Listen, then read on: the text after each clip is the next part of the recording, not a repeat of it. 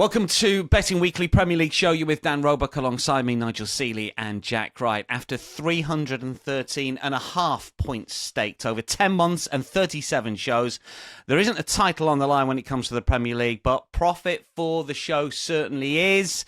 As you can see on screen, we are minus 263 for the season. It's been a brilliant effort from the boys. We do, of course, as we've mentioned before, put restrictions and rules in place for our cappers. Sometimes we know that they would have more picks and sometimes fewer. And what you've got to take into consideration as well is the fact that although Bet Rivers are a competitive book, we don't go best price. That would knock it up a good 8-10%. You would have thought. And then we've got the same game parlay, which we introduced this season. And we know that's been challenging for us over the course of the campaign, apart from Nigel, of course, for last week. But look, we aim to entertain and inform, share some strategies, some hints, as well as just put up the picks. So hopefully you have enjoyed the show, win or lose. Nigel, this is the last show of the season. How are you? Yeah, it was the longest intro of the year. 1 minute, 52 seconds to say we're losing, guys. That was it. That's basically what it was. Don't worry about us. We're losing our money at the moment, but we could do better, and we will do better. I'm confident that we'll end the season in profit. We are going out swinging. We are going out on a high. And I love the final of the season, and I think this weekend we are going to go out slightly in profit. We're going to spend the whole of 9 months to earn 0.01 profit. You won't see. Jack, what are we going to do with our Thursday mornings now? I mean, you are in profit for the season, but you're still swinging for the bleachers. Got to, yeah. Greetings to you both. Hello, everyone that's listening and viewing, of course. Did you not get the text about what we're doing every Thursday morning? They're all coming around mine to have a nice fresh cold glass of Stella, which all the people involved. Last day strategies, Nigel. I mean, a lot of people talk about overs. I mean, the over 2.5 goals odds over the last 4 or 5 years, they have dropped considerably. They were an average of 1.65 decimal odds, sorry, American viewers, down to 1.34 last season, 1.49 for this weekend's game. I mean, we can't just go blind overs anymore, can we, last day? Well, I did a big discussion about this on the Betting Weekly Dojo with Neil Channing. If you haven't watched it, it's a more in-depth sort of analysis of it. But basically, the nuts and bolts are that the 2.5 and the 3.5 are no value. And if you're going to go big, you've got to go really big. You've got to go 4.5, 5.5. The overs come in. The goals go up considerably in the final day of the season. Last season, 37 goals in the final day. The season before that, 39, which is a record for 10 matches. So they average over about 3.8 goals per game over the last 3 seasons. The one thing that's notable, the 0-0 detector is in the dustbin. You don't need the 0-0 detector at the final day of the season. Only 2 0-0s over the last 10 years in the Premier League on the final day of the season. So that's about a 50-1 chance that you get a 0-0 on the final day of the season. But 2.5, you might think there's value if you parlay them all up. And you might think there's value. You're not getting a true reflection. The odds are moved. If you're going to go big on these, if you're going to go for overs in these matches, the way to do it is go over 4.5, over 5.5. Go big on the matches where there's not really much to play for. Yeah, I saw someone on Twitter put up, that there was 7 out of 9 overs in the Bundesliga. It was a 21-1 ACCA. Well, only 7 from 9's 36 bets. So you're doing your money.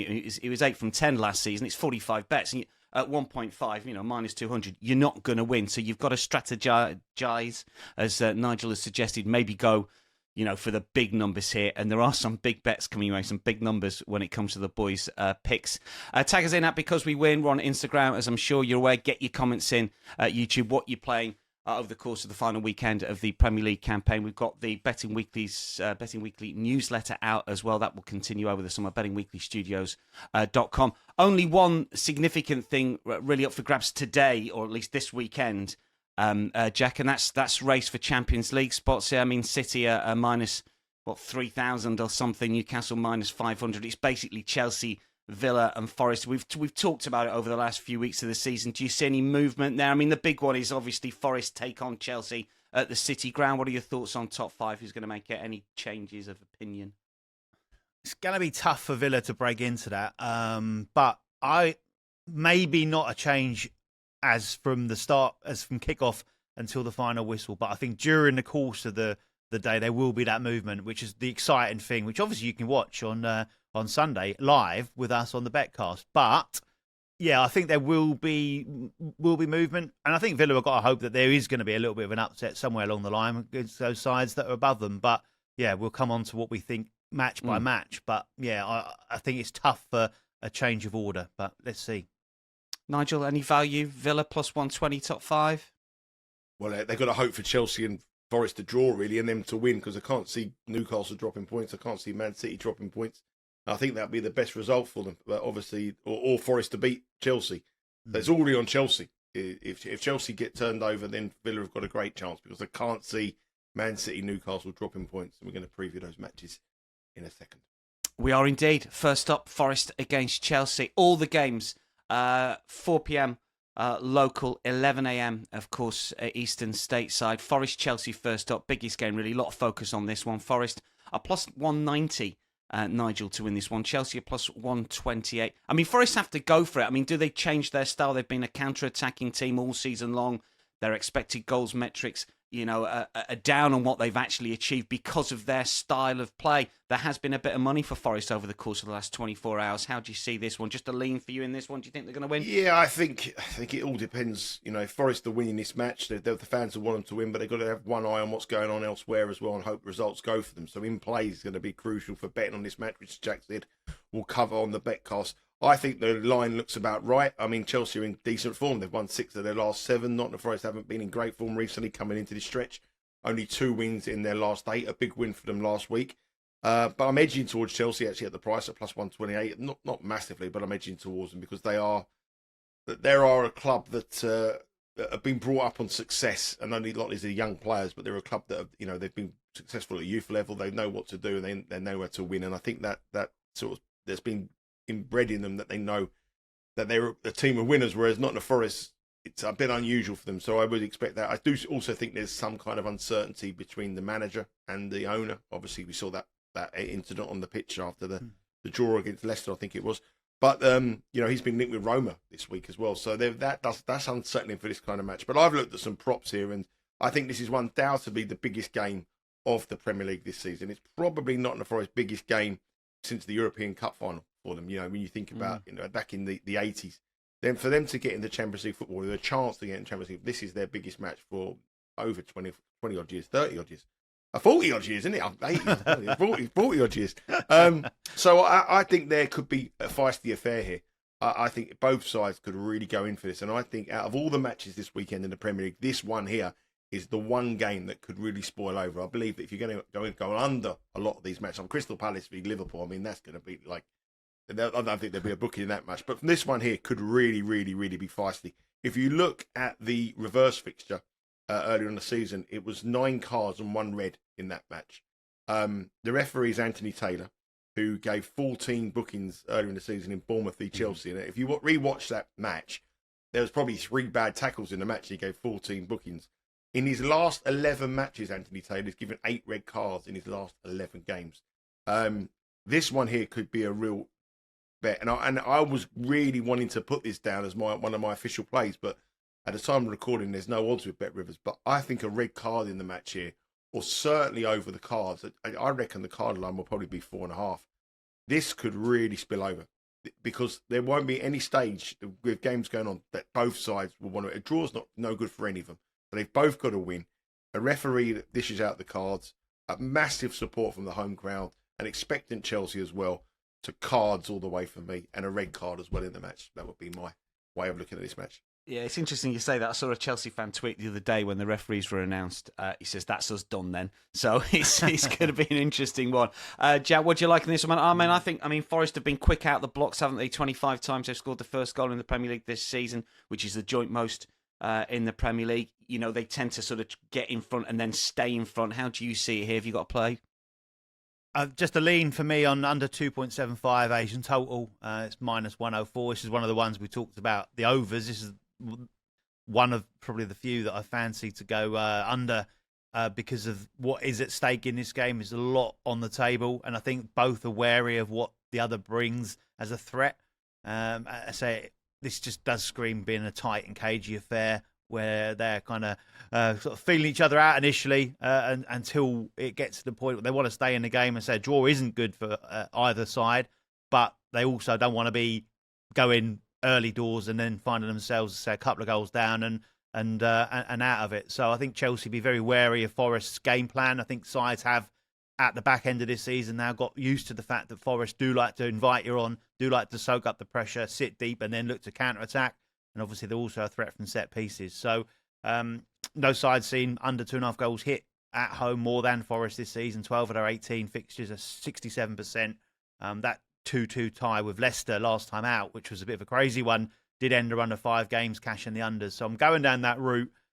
With also the fact that Chelsea looked very nervy in that 1-0 win against Manchester United Friday, wasn't it? Last Friday. They've won 8 of their last 9 at Stamford Bridge at home, but on the road, it's only 1 win in 10. So they will be also nervous about that. Obviously, Nicholas Jackson being suspended. On the road, 3 of the last 4 have cashed unders there as well. So I think this could be that nervy one. As you say, plenty of fouls, plenty of the game being broken up. I expect plenty of cars. Anthony Taylor does like to be the star of the show, often, doesn't he? And I just feel this could be one that they'll sit into and then maybe reassess at half time or as the second half gets underway. So under for me, under 2.75. So for a full loss here, it needs to be 4 or more goals. Yeah, just a lean for Jack. But Jack's 2-unit play does come in on next game. Manchester United against Aston Villa. Oh, Villa obviously need to win. But United, well, what on earth is going to go on there? Shortest price that Villa have ever been at Old Trafford in the Premier League era. Naturally, United off the back of that no-show in Bilbao. You've got your 2-U play here, Jack. Yeah, it's on the Asian handicap, minus 0.75. So a win of any description for Villa will get us some profit. And I just think they win the game. Simple as that. Can they go and win by 2 or more goals to get us a full win? Possibly, probably, to be perfectly honest with you. They need to win, and then they hope a result goes for them elsewhere. But they'll take care of their own business here. And against this Manchester United side that are absolutely pitiful, aren't they? It was a terrible performance, as you said, a complete no-show in the Europa League final on Wednesday. And Old Trafford, I don't know what they're going to get from it. Is it going to be toxic? Is it just going to be completely disinterested? It's not going to be a pleasant place for United to play regardless of that. This is a great fixture really for Villa. We talked about them last week, getting the job done against Tottenham. They've now got the other side of that Europa League final in Manchester United, who obviously don't have anything to play for now. They're likely to finish 16th in the table. It's a terrible, terrible state of affairs for them. They're completely powered up in those forward areas. They created pretty much 0 against Tottenham, didn't they? Who Tottenham just sat deep and invited them on because they felt you ain't going to score against us because you ain't got the ability to do that unless there's a wonder strike from Fernandes or a set piece. They're relying on Harry Maguire up top. That's a sorry state of affairs for them. And so you just look at it, 42 goals across the season so far. Only the bottom 3 in Everton has scored fewer than that. At home under Amorim, played 12, lost 7. They've only won 3 of those games as well. 5 of those defeats have come by at least 2 goals, which again cashes as a full win here. And Villa have been brilliant. They've been brilliant all season. We've talked about them lots. We tend to lean on them quite a lot over the course of the campaign, and they've pretty much come up good. And we did wonder how the impact of getting out of the Champions League would be for them over the final stretch. And you know what? They won 8 of their last 9. You can't ask for more from what they've done. And 4 of the last 5 on the road, they've won to 0 as well. So I can't see United scoring in this. And I was tempted to go win to 0, but I think, like I say, I just keep the Villa win on side, keep it a little bit simple, keep the Villa win on side. We get some profit on the board straight up with a Villa win. So that's for me, minus 0.75 Asian handicap at minus 112. Final 2-U play for Jack of the season. I mean, generally, Nigel, United fans have been with Amorim. He might get some grief, mightn't he, on Sunday? Yeah, he's already offered his resignation, hasn't he? He's done the right thing and offered his resignation before this match. I was hoping before this show there was a few resignation letters coming our way, but nothing happened at the moment. But Aston Villa are minus 143 to win this match, aren't they? You should do the right thing, Dan. Honestly. Anyway, the other thing is with this match is that me and Lineker will start a podcast. Yeah, that would be good. George Lineker. There has been, there's a lot of the thing is here. I'll be on that one. I like Villa -1. I really do. Jack has summed it up perfectly. He's my favourite Jack. He's always been. He summed it up perfectly. Villa have won 13 of their last 16 matches. I mean, absolutely on fire. And if you look at the 3 matches they've lost, the European Champions League favourites, Paris Saint-Germain, the Premier League holders at the moment, Manchester City, and the FA Cup holders, Crystal Palace. So they've come up. When they've gone against the bottom sides, and Man United are one of the bottom sides, they've won very convincingly and won well. You have to go back to March since the last time Man United won in the Premier League, and you have to go back to January, the start of the year, to find out the last time Man United won against a non-relegated team in the Premier League. And this is their worst ever season. And what shape they're going to be in when they come back from here. They're going to be, they looked awful, ragged, all over the place. The manager didn't know what to do, and there's been cover-ups in this season. I mean, the match against Bilbao, the first leg wasn't great. They won 3-0, but there was a sending off that shouldn't have been a sending off. There were certain things, and then you got that crazy match against Lyon at home, which they were battered. So their real true colours are coming out here, and Villa are on a different level to them at the moment in time. Villa need to win. Man United don't. It's the worst ever season. I'm going one higher than, or a quarter point higher than Jack. I've gone for Villa -1 at +123. I think I'm going to get the plus money. I just can't see Villa not winning this match.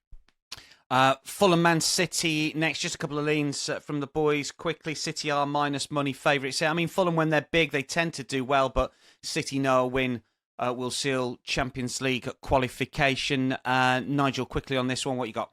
I've gone for goals, over 3.5 for me, +138. The final day statistic of the Premier League is about +150 for over 3.5 goals. So this is a little bit lower than what I expect. 3-2 with a reverse fixture. The last 7 matches between these two have been either 3 goals or over. Fulham have been involved in some high-scoring games recently. City obviously got a 3-1 win against Bournemouth. I expect City to concede, but I do think City will win. Incentive for Fulham is they need to win this to get into the top half of the table, something I've bet at the start of the season at 3-1. So the way my season goes, they're going to lose against Man City and just miss out in 11th place. But I think goals, over 3.5 goals at +138. Yeah, I hope that's on the dressing room door. Marco, Nigel's on top half, you boy. Come on, boys. What do you think? I think I'd want to fade City here somehow, but Jack, what have you got? Yeah, I've gone the other way. So I've gone for City to win and added both teams to score. And I do fancy goals. I think Fulham will get on the score sheet. I do think City will get the job done. I think they want to sign off for Kevin De Bruyne with a win. I'm not sure Nigel agrees with that after what he did to him after that miss. With that miss. Well, I'll tell you a story about it after the show, but anyway.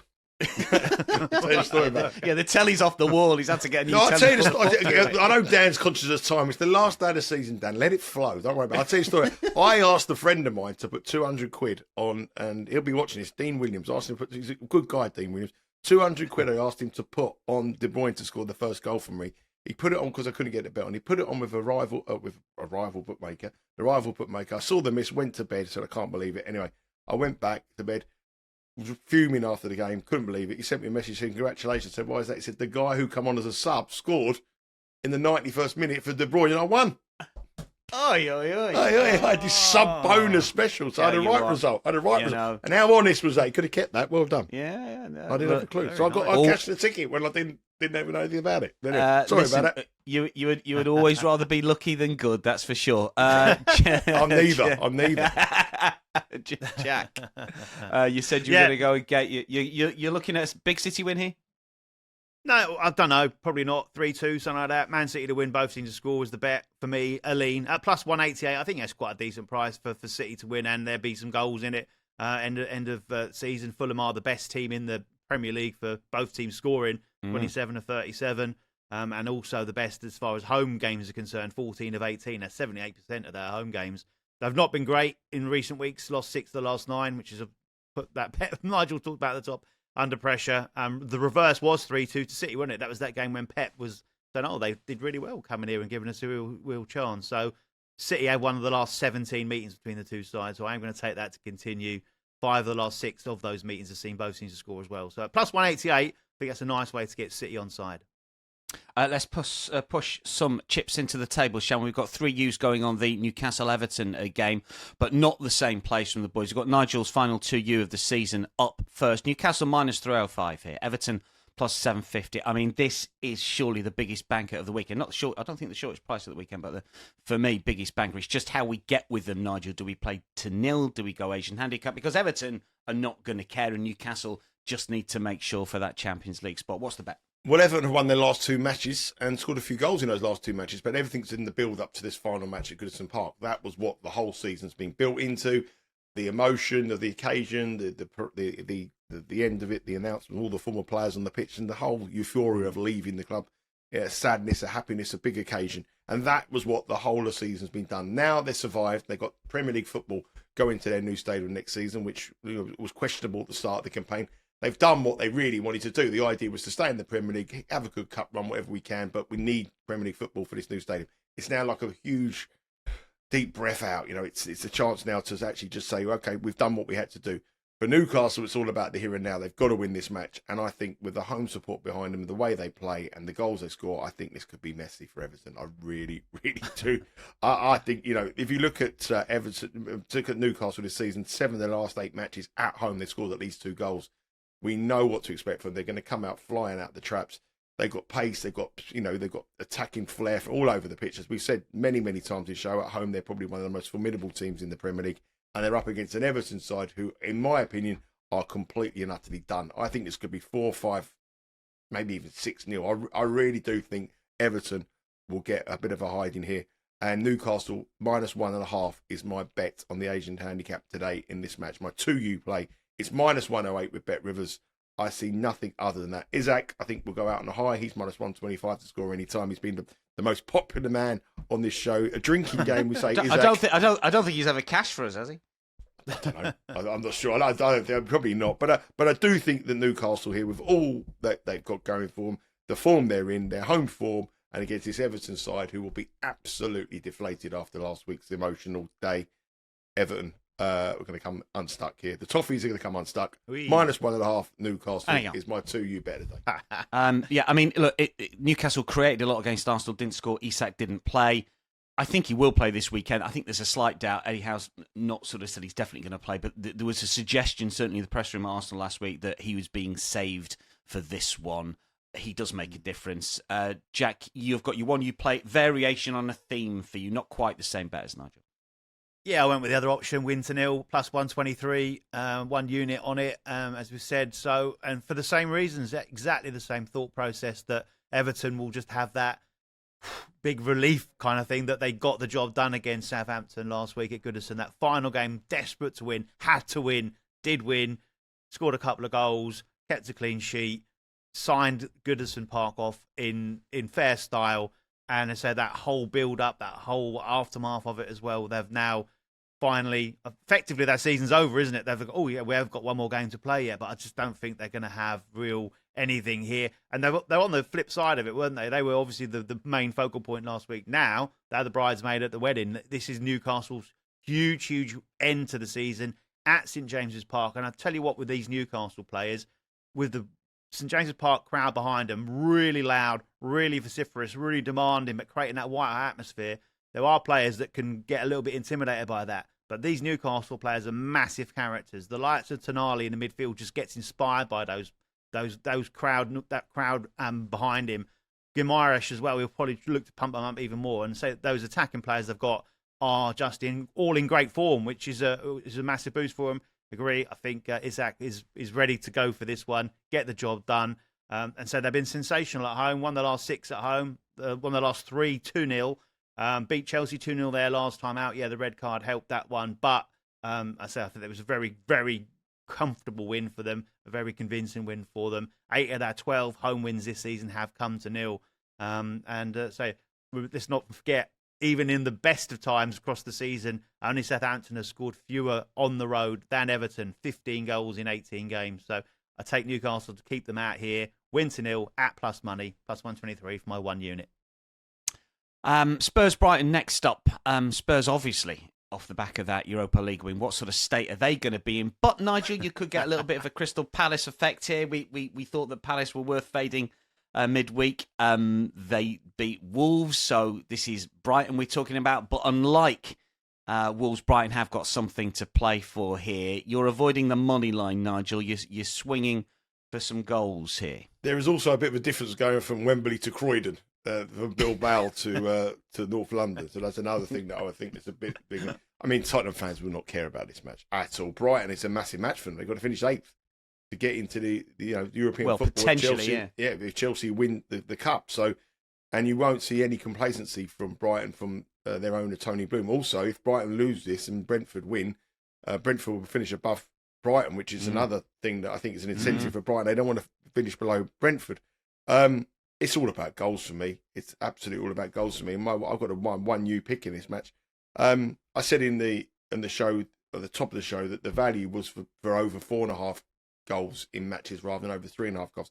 This match here is the highest goal quote of the season, I think, so far, and probably one of the highest. Well, it's definitely of the weekend, but over 3.5 goals is -134.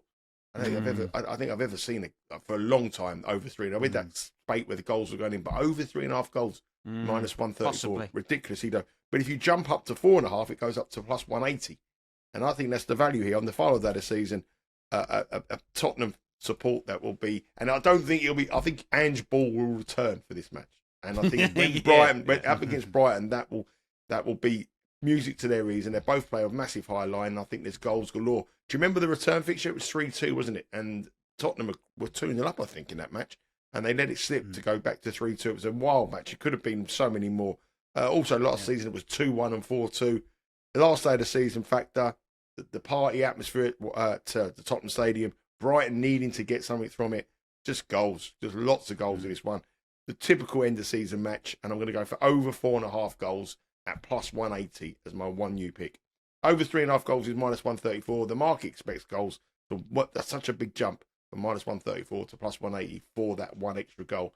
And I think you've got to go big or go home on the final day of the season. So we're going over 4.5 goals here, +180, Tottenham v Brighton. Be a wild atmosphere because of the Spurs win, but Brighton have got something to play for, Jack. Yeah, and that's my line in. Brighton -0.75 Asian handicap, -107 is just a lean for me. But I think the game goes the way that Nigel's now described it there perfectly. There will be a party atmosphere at the Tottenham Hotspur Stadium. They will love the fact they have finally won a trophy. First European trophy since the 80s, wasn't it? And was it 17 years since they've won any kind of trophy? So fair play to Ange. He absolutely deserves it, in my opinion. He's took absolute stick all season long. But so the party atmosphere there, and probably unlike at Palace, as we talked about, there isn't any expectation that they're going to get a result out of this. They're going to finish 17th in the league. I think, as again, Nigel said it, and I agree, they're going to go out there, they're going to play an exciting brand of football. It's going to be, well, whatever happens, happens. The crowd will be singing and dancing, whatever the score, and whoever scores, really. All they cared about is they've got a trophy in the cabinet and they've kind of got that monkey off the back. Plenty of goals, and I think Brighton will win it, and therefore they say the -0.75 will come in. They do need a win, of course, as we talked about, for that 8th place, unbeaten in 4, winning in 3 as well. And Spurs looked dead on their feet a little bit, didn't they, towards the end of that game? So expect some rotation from them. But yeah, goals and Brighton to win it is my take as well. The last time they won the Europa League was in 1984, May 1984. Let's Hear It for the Boy was number 1 by Denise Williams. And let's hear it for Ange Postecoglou on Saturday. They'll be dancing to that. Now then, the boys promised that they would swing hard and go big for the last show with some fancy price official selections, not just leans, and true to their word as we move to Wolves against Brentford, they have done. We've got same game parlay from Jack, but first up, we have got Nigel's hot dog here. Now, Wolves +165, Brentford +145. Again, it's one of those fixtures that's sort of priced on must win because Brentford are favourites here, and as Nigel pointed out, they need Brighton to lose. But goals on the agenda, but it's not an overs line you're looking at here, Nigel, because you have gone big for your hot dog. We've gone big. Last out of the season, we've got to go big for our hot dog. We've got to have it. We've got to have it. And anybody who's watched these shows or anybody who watched my stuff, I always say the final day of the season, you've got to go for the 3-3. You've got to highlight the match and go for the 3-3. Well, I've done the research here of the last 100 matches on the final day of the season. How many do you reckon have finished 3-3? 6. 2. None. But Things can change. They're going to change. Don't worry about statistics. This is the time for the 3-3. But I thought I'll end on the 3-3. And the most likely one for me, well, there's two I thought was very likely. But the most likely one here was Wolves v Brentford. I mean, if you looked at the Wolves match last week against Crystal Palace, Jack correctly called the over there in that match. Very easy cash there. 4-2 game. End to end. Wolves should have scored more, had more chances. Should have probably got more than that. But 4-2, it could have been a 3-3. Brentford v Fulham, the weekend, 3-2. Fulham went to Brentford and won, and Bowman missed the penalty. That could have been a 3-3. These sides have got goals in them at the moment. They're playing without fear. They're taking the shackles off, and they're right having a go. I think the draw is a likely result here. A high-scoring draw for me, and why not end with a 3-3 and try to nail the first 3-3 on the final day of the season for 12 years, and it's 30-1. Now, I just wanted to put the 3-3 in it, and I've just gone through all the matches, and there was two I could have possibly gone for. Watch the other one be 3-3. But I'm going to go for Wolves v Brentford. End the season with a hot dog at 30-1, 3-3. Bit of interest. Nice. I was just trying to find out how many 3-3s we've had this season. What was the last 3-3, Nigel? And what was number one? Do you know what? Do you know how many 3-3s we've had this season? 6. None. No, there's been one. Oh, hang on. One. Sorry. But it's going to be two. It's going to be two or something. Just one. What was the 3-3? What was the 3-3 then? There's only one though. That sounds a very low. I don't know what there was last season. Only one 3-3. But they're saving it all for the weekend. Well, this is it. 30-1, 3-3 for Nigel's hot dog. Same game parlay, not quite as big, but it's sizable. No. Jack. Yeah. It's a bit skinny, isn't it? Now it's 20-1. Same game parlay. No, yeah, I thought I was going to go big, but not big enough. But we'll take the win if it comes in. I will need a Brentford win, though. That's the first line of this. I've gone for them because, they need to win. I thought Wolves were really shoddy defensively. Hence, that game, as we then talked about, there were loads of goals in it. Palace kind of took their chances. And so, Brentford need it. And Wolves have lost their last 3. Brentford have had that 4-game winning spin ended last time out, surprisingly. But obviously with that missed penalty, costing them, they won 7 of their last 9 road trips. So really, really good on the road to end the season. And as we said, an outside chance of 8th if Brighton do slip up. But I think Thomas Frank is that kind of manager that will look to kind of keep these boys honest and look to finish as high as possible. So 8th or 9th, we'll see how it goes. So that's leg 1, Brentford to win. Mbomo and Whistle, we talked about them all season as the talisman for Brentford. I know Shard has come in and had scored some goals at the back end of the season, but these two are the main men without a shadow of doubt. Could it be their last games for Brentford? They've both been linked with moves away. And so I'm taking them both here to score or assist. Mbomo, 3 goals and 2 assists in his last 5 games. He's scored or assisted in 4 of his 5 appearances against Wolves as well, so he likes playing them. And for Wissa, he scored in the reverse fixture as well, which was a 5-3 game. So we are expecting, I was close to putting loads of goals in it instead of the Brentford win, but went that side of it as well. I do see a similar outcome here, similar kind of style game. Plenty of goals in it. And for Wissa, he scored in 5 of his last 6 appearances. He's also got 2 assists across those games as well.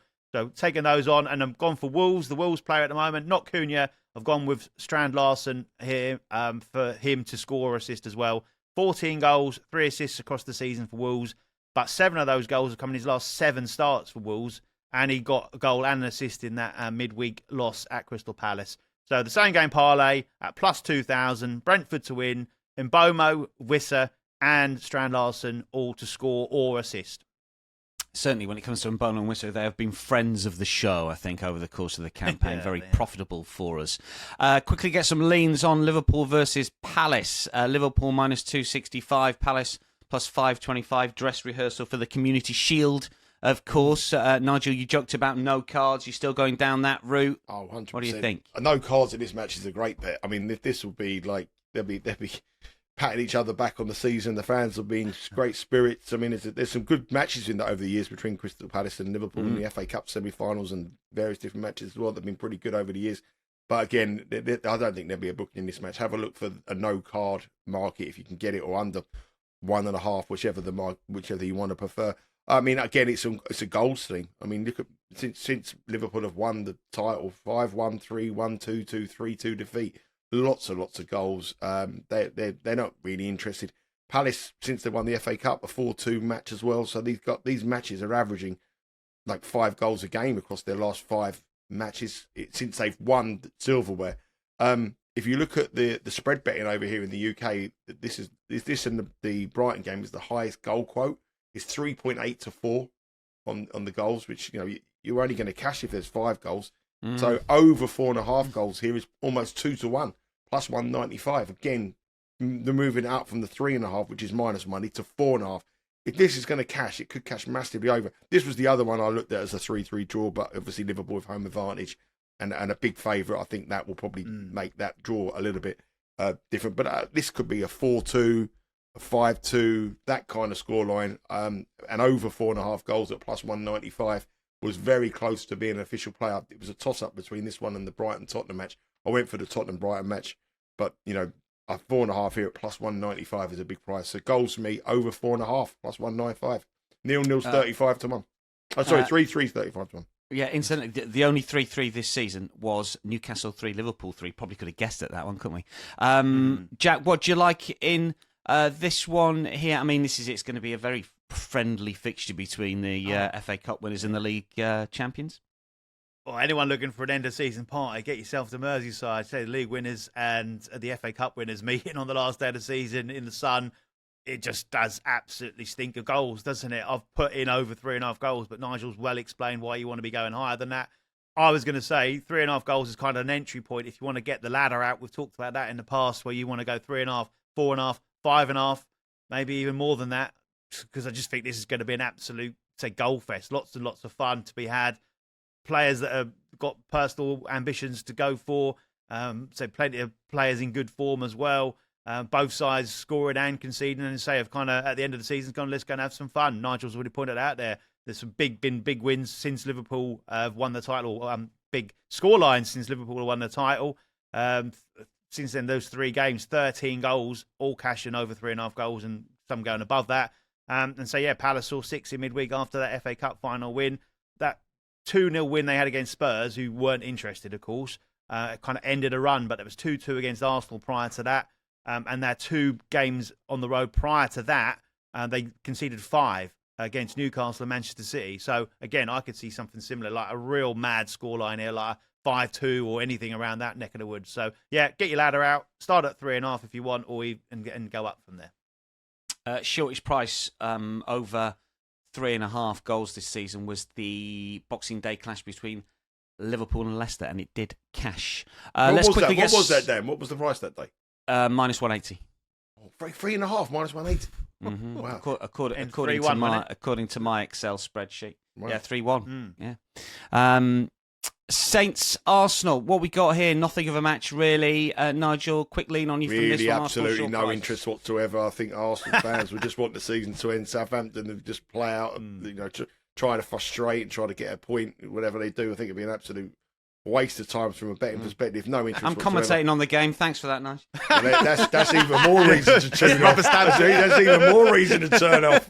Hey, me and Harry will both be there. Don't worry. Go on. Well, listen, that's even more reason for anyone to join our live betcast with me and Jack Wright and Meatman. I've gone for Declan Rice to score any time at 3-1. I think Declan Rice has scored back-to-back goals in the Premier League.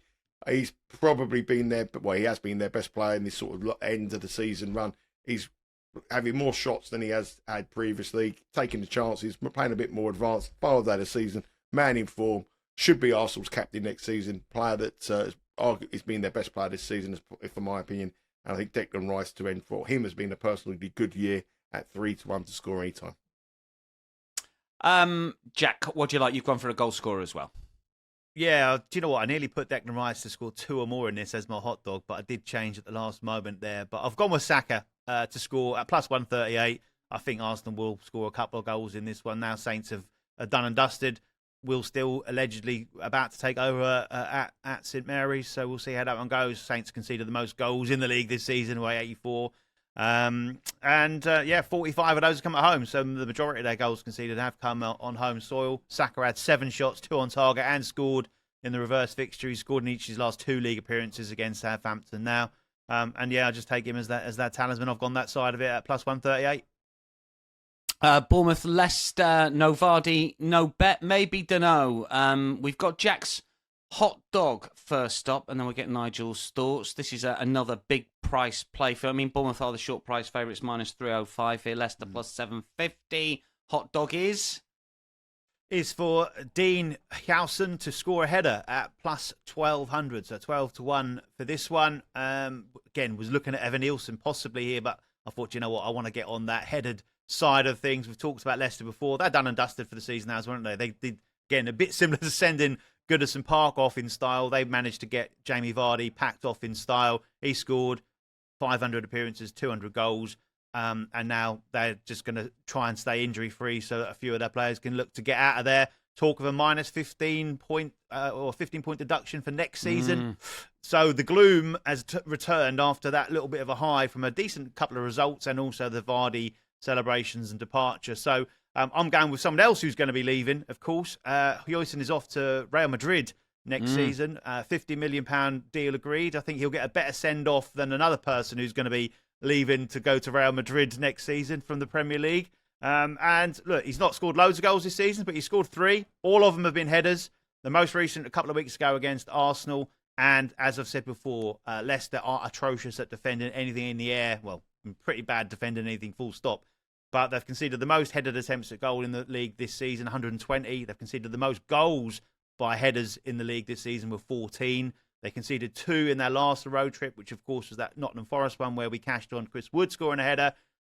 I'm going with a defender here, set piece to sign off in style at 12 plus 1,200. Yeah, to score a header. that is a hot dog. So Huijsen to score with a header, 12 to 1 shot. Nigel, what do you think on this one? Well, I had Huijsen down as well, but not the headed. I had him 16 to 1 to score. First? The first and 5.75 to score any time. But when you look at 16 to 1 to score first and 5.75 to score any time, you get 12 to 1 to score a header. The header bet is much, much better than that. 16 to 1 to score the first goal and 12 to 1 to score with a header. If he's going to score, it will be with a header. So I think that's a great call from Jack. The other one I like, it's always been my favourite. You two best friends all of a sudden. Always been my favourite. The power of Stella, eh? It's my favourite. Wait to see what you get me next week. And the other thing here is the most popular scoreline on the final day of the season is a 3-1 home win. So that's the most popular scoreline. 10 matches over 100 games in the final day of the season have ended 3-1, which is a 9 to 1 chance. So I looked at this one, thought this potentially could be the most likely 3-1, but Bet Rivers are taking no chances. They're plus 850. So I thought if it was bigger than 9 to 1, I might have bet it. But 850 is a little bit lower than what the average is for the final day of the season. But 3-1 would be my idea of a scoreline, but it's not really massive value compared to what we've seen in the season so far. But Bournemouth, I like that angle from Jack there. Jamie Vardy, next club. Any MLS side, plus 200. Nigel, any Serie A club, plus 300. Wrexham, plus 300. Where do you think he's going to go? There's Glasgow Market Rangers. Why's the Glasgow Rangers? Oh, you're asking me to get the website back up now. I don't know. Do you think he's where's he going to go? Glasgow Rangers might be a bad shout, especially if Steven Gerrard goes there. Wouldn't surprise me going there. But yeah. Well, hang on, hold on, caller. You don't worry about it. You don't have to go through it. Glasgow Rangers wouldn't be a bad shout for me. Any Scottish club? Any Scottish club? 9 to 1. Oh, that brings in Rafe Rovers. That's all right. I think he's in there as well. Queen of the South. That'd be great. Yeah. Any Scottish club 9 to 1. We've saved the best till last. Big betting heat. Ipswich against West Ham. Ipswich plus 205. Final day of the whole season. Who put this one in order together? Any ideas? Shortest price. They all kick off at this match of the day lineup, isn't it? Well, this is it. This is the worst. Look, I don't think there's going to be too many people getting involved, but you never know. There might be some value here. Shortest price that the Hammers have been away all season, and they are profitable if you bet them every single time away from home this term, although that's courtesy of some very big price wins, I think, at Newcastle. Nigel, I'll tell you what, Jack, we'll go you first. What do you like? I know you're lean. What do you think? Yeah, it's West Ham to win at plus 117. Simple as that. Ipswich just ran out of gas since the turn of the year. They've been awful, haven't they? And deservedly gone down with a whimper. Real pathetic performance from them. Take no delight in saying that, of course. 18 league games in 2025, 13 defeats, only 7 points gained. Lost 2-0 to Leicester last week, which sums up really where they're at this moment in time. They've been worse at home, really, than they have been on the road. So, and a rare highlight for West Ham this season, which has been a terrible season for them. was the fact that they won the reverse fixture 4-1. So I was tempted again to go with my tried and tested Jared Bowen. You expect him to be the main man to get them over the line here. West Ham, say, have been proper poor. But against this town side that have lost their last 8 at home, they conceded 25 goals in that. At least 4 on 4 occasions. Expect West Ham to get the job done and at least end the season on a little bit of a high. And their last road trip, they won 2-0 at Man United, didn't they? So expect them to win, probably similar scoreline again this time. Yeah, it's just the true canary there. That's Jack's thoughts. Nigel, you can have the last word on the season. I mean, it's strange, isn't it, really, about West Ham? Because I think at the start of the campaign, people were looking to back West Ham on the handicap, and they thought they'd have a really good campaign. They've had a shocker. Potter's come in; he's not really turned it around, but they're pretty short to win at Portman Road. What's your thoughts? Well, I got no real interest on the match itself. I think the match itself is pretty a non-event. Ipswich are in drastic form, only one win in 14, but West Ham are in drastic form as well, only one win in 10. They did cost me last week when I bet them draw no bet against Nottingham Forest. It was a pitiful performance from them. Bowen's being the only shining light for them. I went on a prop, and it's a similar prop that we've done in the last couple of weeks. Players who are leaving clubs, players who want to leave, and I've just gone for Liam Delap to score at any time at plus 143. Goals will go up in the final day of the season. I expect both of them to play with a bit of more freedom. I expect a high-scoring game because it's the end of the season, and with him linked with a 50 million move to Manchester United and a couple of others in Chelsea linked with him as well, it will be his final game of the season. He scored 12 goals for Ipswich. He's been the star of what has been a really, really disappointing campaign. And I think at plus 143, Delap to score at any time would be my final lean of the season. It's quite emotional now. Got very emotional there. Yeah. Treat yourself to a drink. I believe you've got one. Nigel, Jack, thanks for your company. Good luck to one and all. We will keep everyone updated via our X feeds. And that is a wrap for Betting Weekly Premier League show for the season. Also, thanks to everybody who's contributed over the course of the footballing year. We love the comments. The community is growing by the day. The show will be back in August. Lots to come over the summer.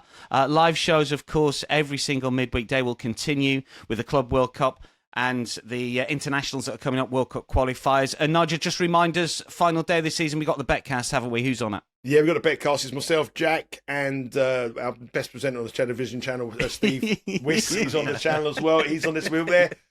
We've also got, listen, I was doing the rota this week, and I haven't told the guys yet, but there's some days where I've put Jack in on Betting Weekly Live, and it is the Women's European Championships and the Women's Nations League. So get your research out, Jack. We need you on that. I've been working on that. Yep. So we've got lots of stuff as well.